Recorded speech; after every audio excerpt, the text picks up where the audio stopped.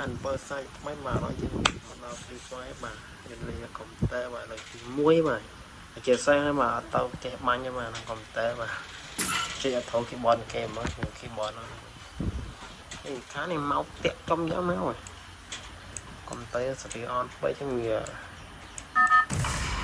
ở đây tao một họ càng khỏi đi sẽ vá là slow đấy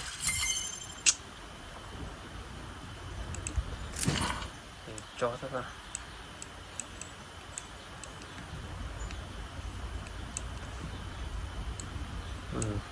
càng mèo có này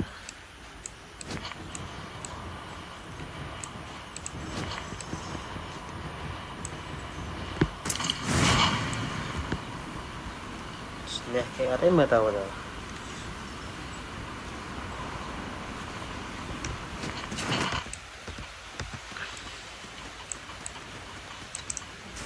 mà cậu kalau tao nè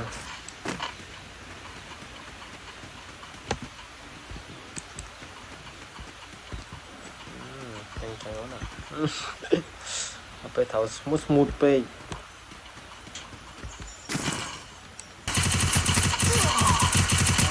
cho bánh tara này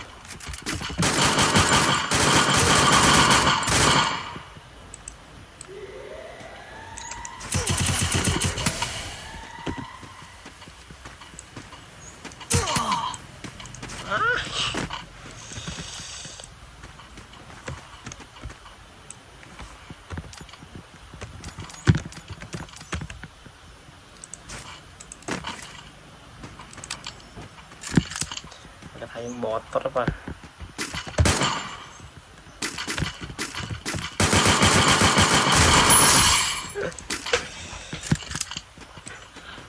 sai băng băng người ta cái máy băng sao nhưng tầm viên linh computer start này tìm mua chứ chỉ mới giờ start đấy phải cho ai chẳng tốt tiếp mà nói dùng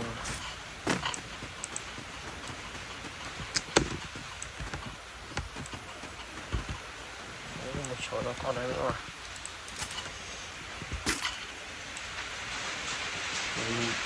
nó lún ốp liền màu vào đâu rồi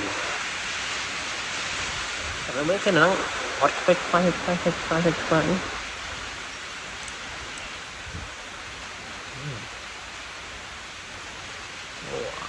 ý à scope mạnh cái này mình tao xuống luôn ấy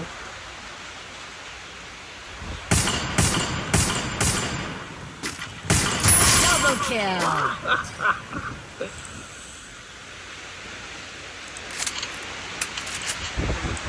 Bánh nó này đây đó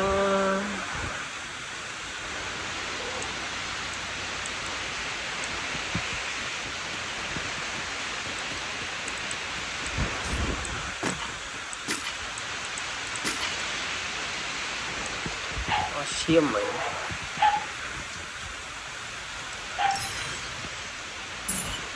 rồi nhưng của tình lợn bỏ ta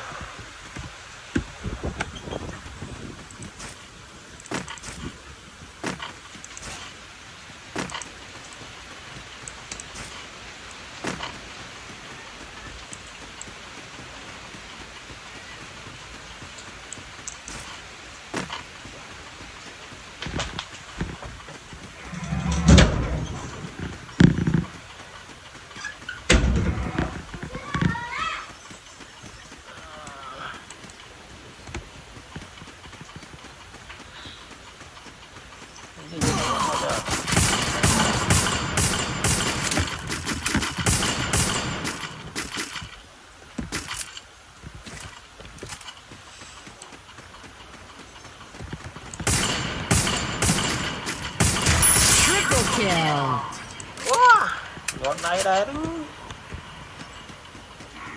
gặp lên sắp lên con tôi chút một khó khó đấy đừng bữa nào banh nha nè có chế ta để tao tao ta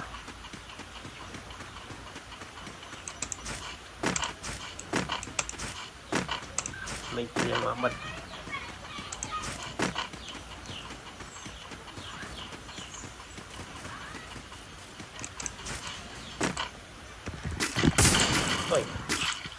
lượt bay bắn nữa bắn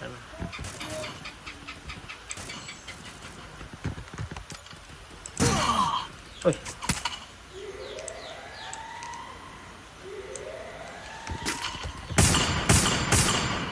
ôi Quadra kill.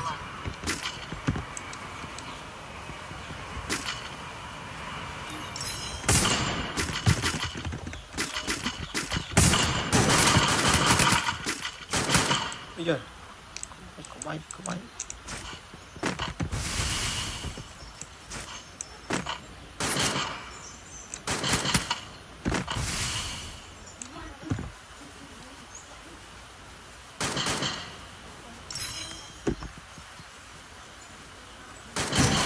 nào nhé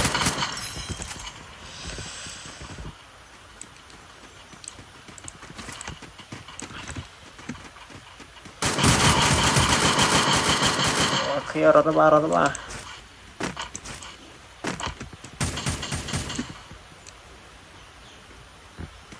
chừng nào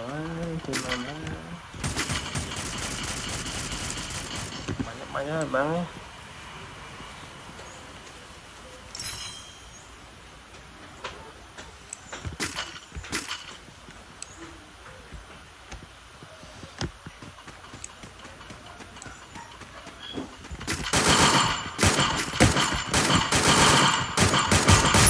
Dominating. mỗi mình mấy nhỉ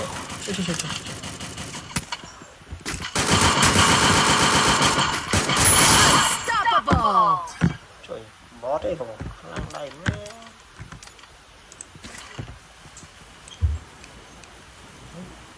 bót rồi mặt bót trong lạp đáy đó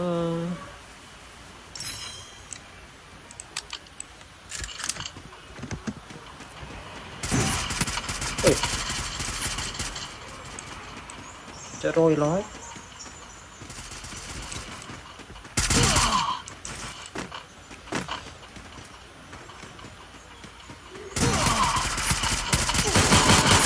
Rampage.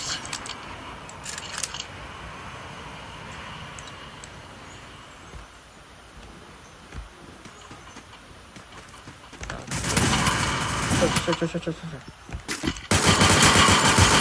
Killing spree. Mau một tiết à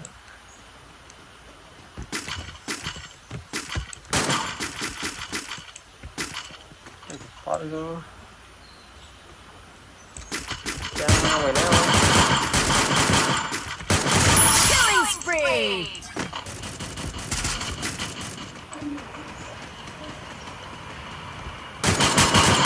Killing spree.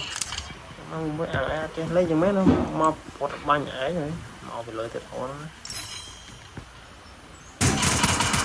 ê mà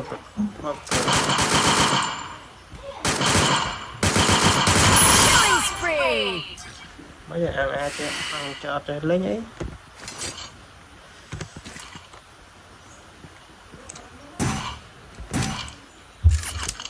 ôi Killing spree. xong lại bắn mà chết đây là nào rồi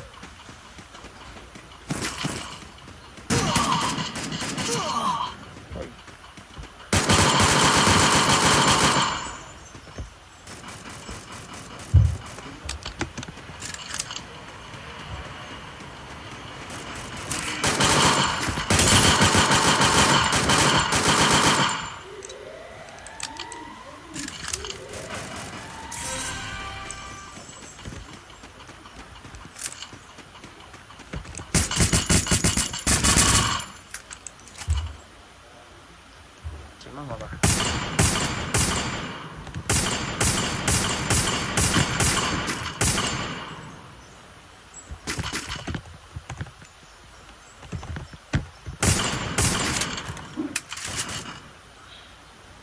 đi cái gì vậy Killing spree. yeah.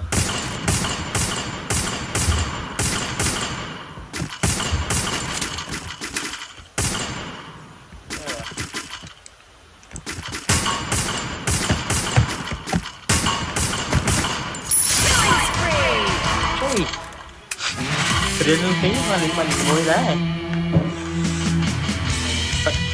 này yeah ôi chị buồn đọc khiến nó là sao như lên bộ mà trên đấy mà cái khó mà mình là tao xóm này là cái xóm này mà này